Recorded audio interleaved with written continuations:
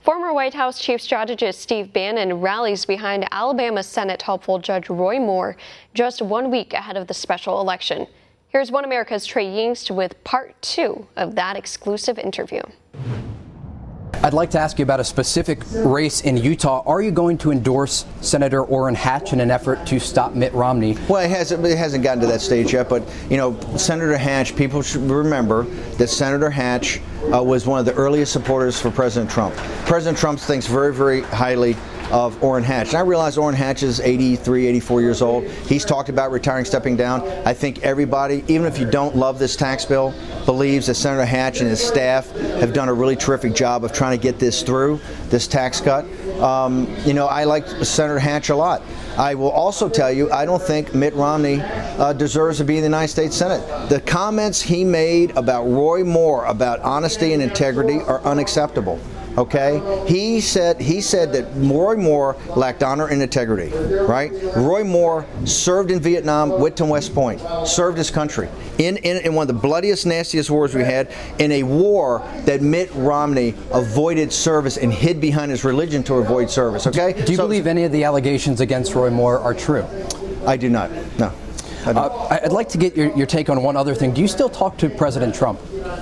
I do, but I don't want to discuss those conversations. Yeah, but by the way, President Trump, saying I still talk to President Trump is not that big a deal. President Trump believes in the Socratic method. What he does is he talks to a lot of people. He talks to friends who are successful businessmen. He talks to former people on campaign staff. He talks to Corey Lewandowski all the time. I know Dave Bossie talks to a lot. He's always out there bouncing ideas off people, etc. You know, he reaches out to many, many people in private life that he respects their opinions. So to say that I'm talking to President Trump is not that big a deal. But yeah, we stay in communications. If I could get your reaction to some news expected to break this week having to do with the United States relationship with Israel. The president is expected to announce the United States stance on Jerusalem being the capital of Israel. Do you agree with this decision, and are you concerned about a larger conflict in the region erupting as a result? Well, it's not going to be as a result of that. There's a conflict in the region already. That conflict is not about Jerusalem. We can't put this on the Jewish people or the state of Israel. We should have moved the embassy day one. Jerusalem is the capital of Israel. That's not open for debate, okay? We should have moved our embassy on the first day. We haven't, and the president is working towards that. I think he's going to make an announcement this week of when these delays are going to stop, and I believe he's going to lead that with talking about Jerusalem as the capital.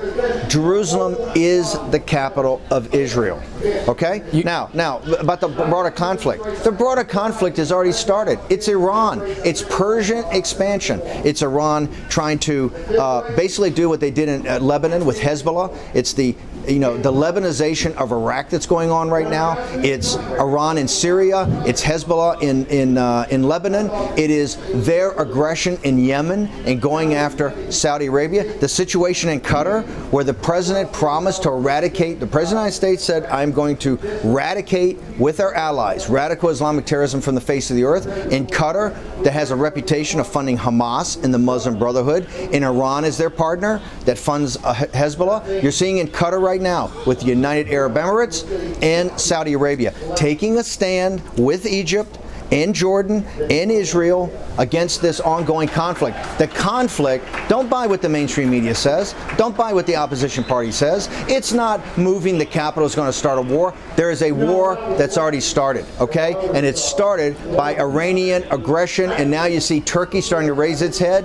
That's the war in the Middle East. You talked about the embassy should have been moved on day one of the Trump administration. Do you feel that this broader Russia investigation has slowed down some of the domestic and foreign policy agenda items for President Trump? I think the investigation has been a exercise in trying to nullify the 2016 election. What the opposition party media and the Progressive Democratic Party, in conjunction with the Republican establishment, has tried to nullify President Trump's sweeping victory for working men and women in this country. And certainly it's slowed down some things. Number one, it's taken up a lot of time. But you see, President Trump has accomplished so much. The economy's on fire. He's turned the economy around. He has engaged America throughout the world on America's terms. Okay? This guy is on a roll that I think is unprecedented. It's back to the best days of the Reagan era. And Jerusalem was something we should have done on day one, but it wasn't an investigation that slowed that down. It was really the apparatus of the intelligence agencies, the State Department, the Pentagon wanted more time to think it through. And the president gave him more time to think it through, and I understand this week he's going to say they need some more time. But the President of the United States is going to declare something very definitively.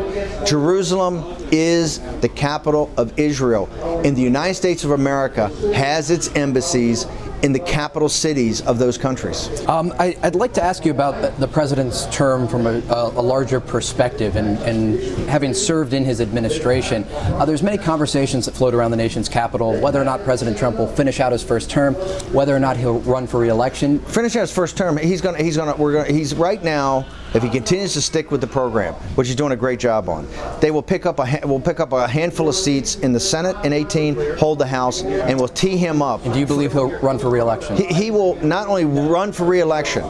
Donald Trump, as we see it today, will win 400 electoral votes in a sweeping landslide in 2020. And I'd like to come back here to the race in Alabama. Sure. Doug Jones, the opponent of Roy Moore, said this week President Trump ran Steve Bannon out of the White House because of his politics of division. It has no place in this state. Again, that's Doug Jones saying that. Do you believe that your approach to politics is divisive? I think the politics are everything opposite of division. Economic nationalism is what binds us together. It doesn't depend upon your color, your race, your ethnicity. It doesn't count your gender, your religion, or your sexual preference. So hang on. Here's what it depends upon. That you're a citizen of the United States of America. Doug Jones has run this entire campaign, and he's run away from the Clintons' historical record and what he supported of the Clintons.